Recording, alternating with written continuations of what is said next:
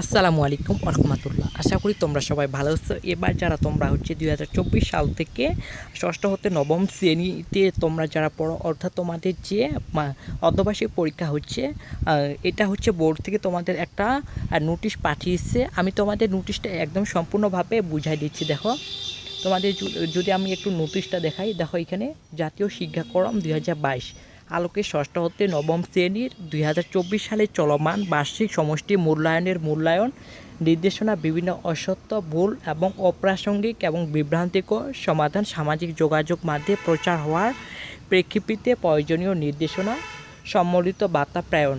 এটা হচ্ছে তোমাদের একটা বার্তা প্রেরণ করছে। আমরা যদি সম্পূর্ণ আরও ভালোভাবে পড়ি, জাতীয় শিক্ষাক্রম 2022 এর আলোকে ষষ্ঠ হতে নবম শ্রেণী 2024 সালে সাতবার্ষিক সমষ্টি মূল্যায়ন 3 জুলাই 2024 হতে সমগ্র দেশব্যাপী একসাথে শুরু হয়েছে।